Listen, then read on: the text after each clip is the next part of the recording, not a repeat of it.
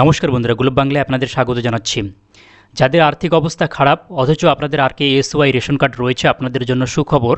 এবারে আপনারা কেন্দ্রের NFSA অর্থাৎ AAY, SPSS, PSS ration card পেতে চলেছেন। আপনাদের জন্য কোটা খালি হওয়া শুরু হয়েছে। এই বিষয়ে অবশ্যই গুরুত্বপূর্ণ আপডেট আপনাদের দেব ভিডিওটিতে।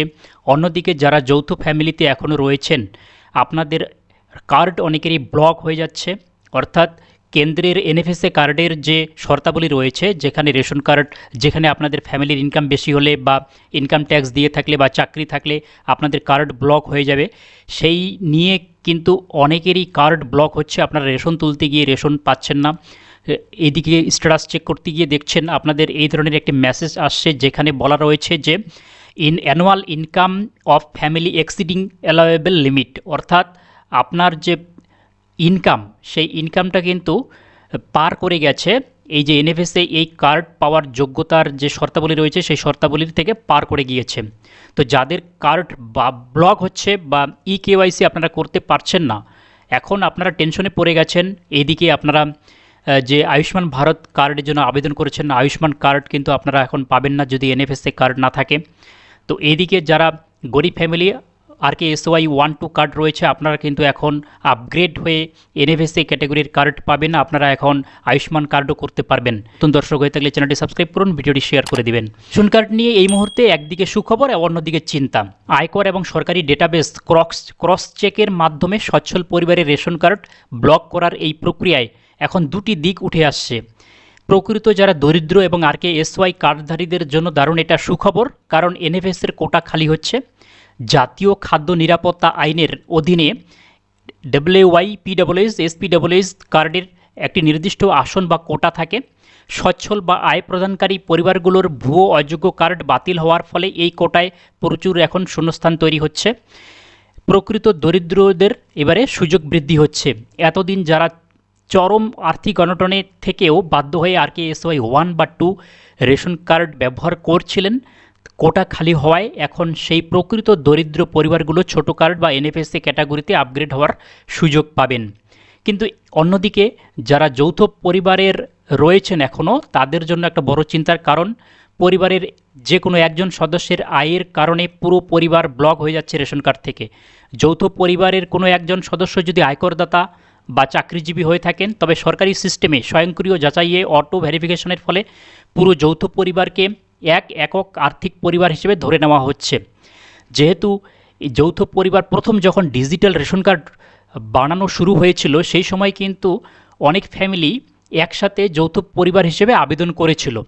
তারপর থেকে এই মুহূর্তে পরিবার আলাদা করার জন্য যে form fill up online offline উভয় পদ্ধতি এই মুহূর্তে বন্ধ রয়েছে, যার কারণে এখন অনেক পরিবার আলাদা হওয়ার সত্ত্বেও, যৌথ পরিবার থেকে আলাদা হওয়া সত্ত্বেও তাদের রেশন কার্ডে তারা একক আর্থিক পরিবার হিসেবে তাদেরকে ধরছে সরকার। যেহেতু রেশন কার্ডের সাথে আপনারা আধার লিঙ্ক করেছেন এবং আধার কার্ডের সাথে অবশ্যই আপনাদের প্যান কার্ড লিঙ্ক থাকে, যার কারণে যে সিস্টেম, সরকারি সিস্টেম এখন ডেভেলপড হচ্ছে, সেই সিস্টেমেই ভেরিফিকেশনের ফলে যারা ট্যাক্স দিচ্ছে বা চাকরিজীবী ইনকাম হচ্ছে মান্থলি বেশি, তারা কিন্তু ধরা পড়ছেন সেই ভেরিফিকেশনে।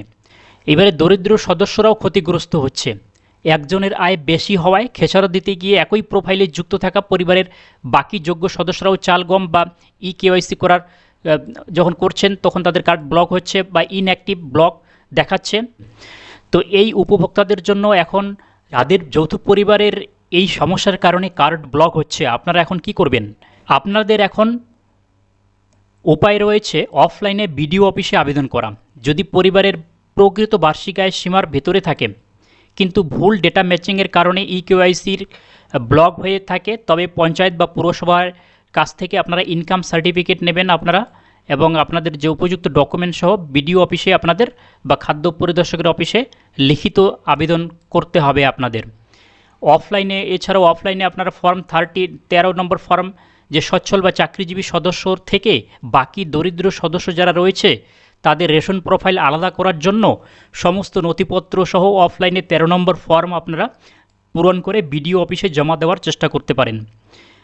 এছাড়াও যারা সত্যিকারেরই সচ্ছল পরিবার, তারা 8 নম্বর ফর্ম পূরণ করে স্বচ্ছতার সাথে নন সাবসিডাইজড বা জেনারেল কার্ডে রূপান্তর করে নিতে পারেন, আপনাদের কার্ডকে আপনারা জেনারেল কার্ডে করে নিতে পারেন 8 নম্বর ফর্ম ফিল আপ করে।